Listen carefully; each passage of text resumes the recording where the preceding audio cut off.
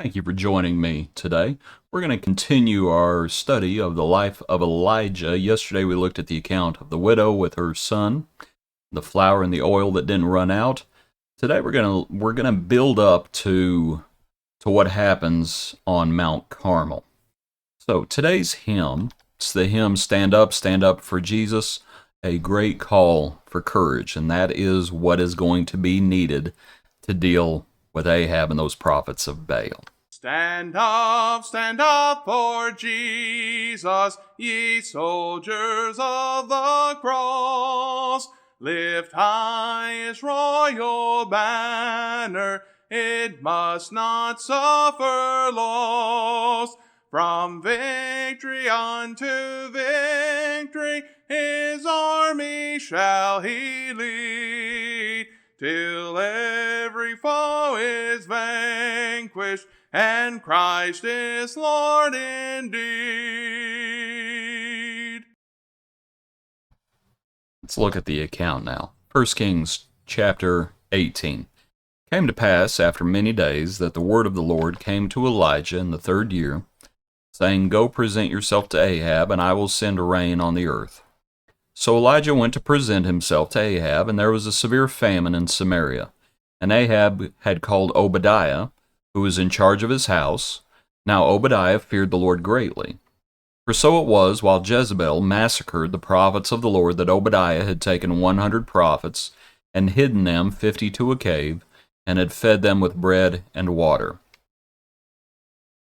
Ahab says to Obadiah, basically, we got to go find water someplace. So as Obadiah goes, suddenly Elijah meets him, and Obadiah falls on his face after he recognizes him and says, Is that you? The Lord had told Elijah to leave, frankly. Remember, he went to, made the point yesterday that the widow was a Gentile. It's the Lord's way of protecting Elijah, I would suggest. But now that time has passed. So Obadiah says, after Elijah tells him, it is I, go tell your master, Elijah is here.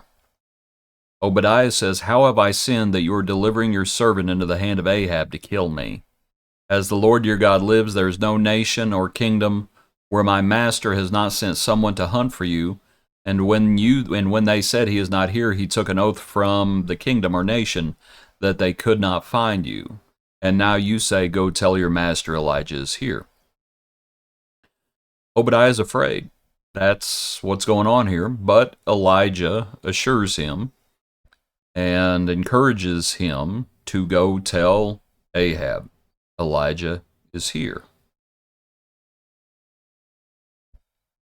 To read on a little bit further, verse 15, Elijah says, I'm going to meet him today. So Obadiah went to meet Ahab and told him, and Ahab went to meet Elijah. And then it happened, when Ahab saw Elijah, that Ahab said to him, Is that you, O troubler of Israel? And he answered, I have not troubled Israel, but you and your father's house have, and that you have forsaken the commandments of the Lord, and followed the Baals. What points might we make from the chapter as we think about taking courage and standing up for the Lord? One is, there is a time to hunker down, apparently. That before the Lord had told Elijah, you need to go. And he went. And the Lord provided for him. Obadiah had been hiding because he feared the Lord, had hidden, how many was it? Was it 100 prophets? When Jezebel goes on her killing spree, Obadiah had taken 100 prophets and hidden them 50 to a cave and fed them with bread and water.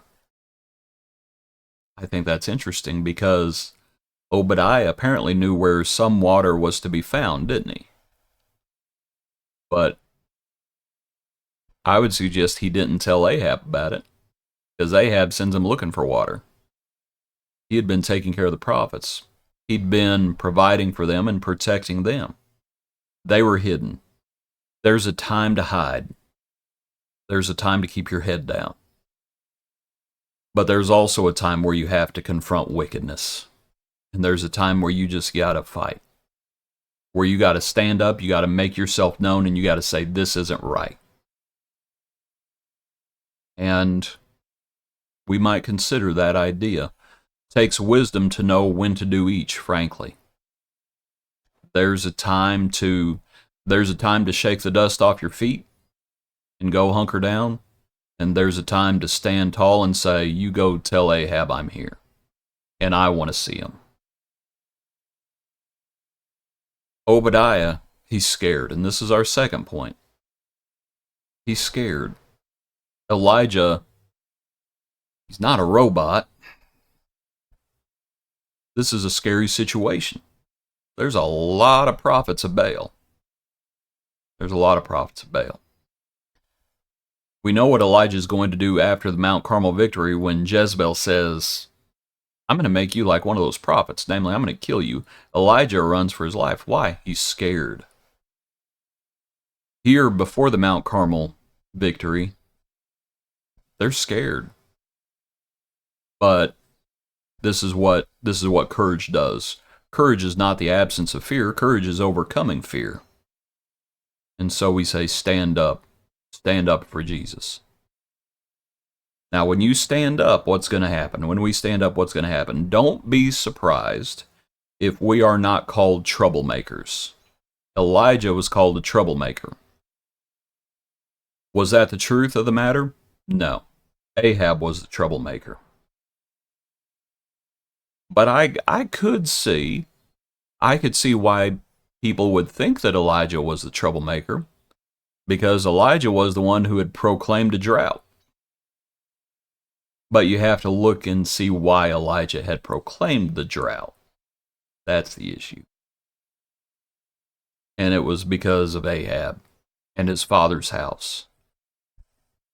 But don't be surprised when you stand up for what's right and you're ready to fight the good fight of faith. Don't be surprised if you're not the one who's called a troublemaker. It happens. It happens. Just remember what Jesus said.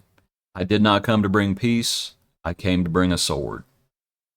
Jesus was a troublemaker in the best of ways. In the best of ways. Now, if we'll get on his side, we'll have peace.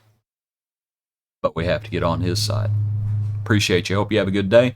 Join us tomorrow for another portion of our daily praise.